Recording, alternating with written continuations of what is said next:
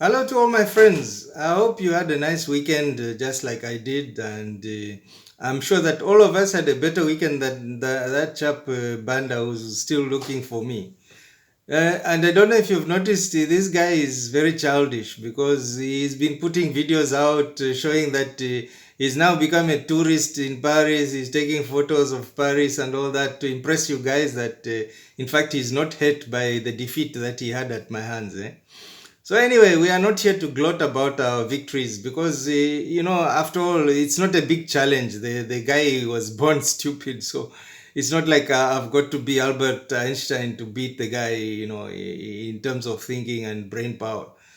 So what I would like to say is I'm hoping that the petition has not been forgotten, and just to keep you up to date on things, my aim was to get 100,000 signatures, and I've got already some 39,522 signatures on that petition.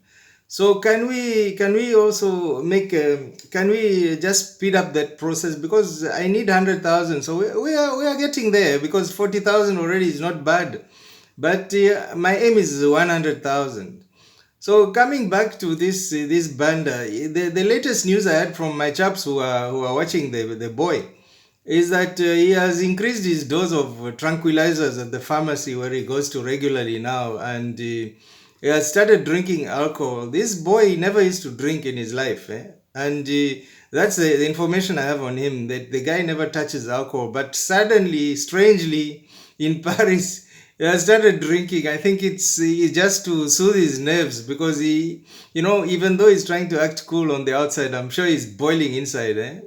So what can we do? I was in church, and the priest was talking about forgiving your enemies and all that. And I was just thinking to myself that, in fact, I've already forgiven the boy, because, as I said, you're born stupid. What can you do? It's not his fault, actually. It's not his fault.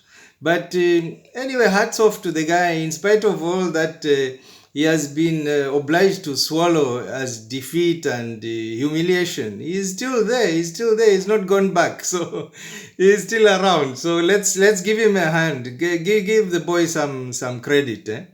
So anyhow, what I don't know what to do with him. I'm just thinking about it, and if any of you have any suggestions, please let me know, because at one time I want to help him somehow. Just get out of here, go back to his country, stop drinking, and stop taking tranquilizers, because it can't be good for him at this age to start taking these things if he's not used to taking them all his life, alcohol and stuff like that. So on top of that, he seems to be plagued by bad luck here, because when he was driving around in his car, I heard he ran out of petrol. Can you imagine? You come to Paris, you rent a car, and you run out of petrol. Now, let me tell you guys what happens in Paris if you run out of petrol. The police come on the scene. They oblige you to take a tow truck, and the tow truck is going to pull your car away from the road and take it to their own stocking yard.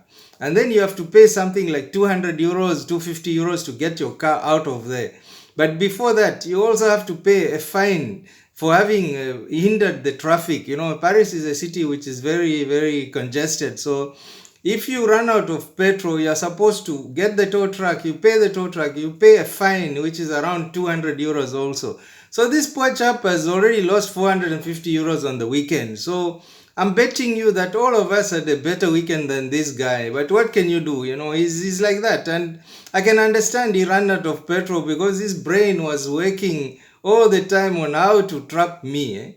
Can you imagine that? That the guy still doesn't want to let go. So we know, anyway, we know now that what this chap is, that you just look at me. Do I look stressed? Do I look like I have stress? I don't have stress, because I know I've done nothing wrong. I've done nothing wrong, guys. And I've done nothing wrong. And you know that I've called him to the negotiating table. It's him who doesn't want. So how can anyone say that I'm wrong or I've done wrong? I've done nothing wrong, guys. So when you guys go to church next time, please pray for me, everybody, because God does. I believe this is what our priest tells us, that if there are more people praying, then God listens to you more than one person praying on his own. But anyway, this is the thing. So please, just pray for this idiot also, Banda, so that he goes back to where he came from, and that this problem will be resolved without creating too much trouble for anyone. So thank you very much for listening to me, and take care, and see you next time. Bye bye.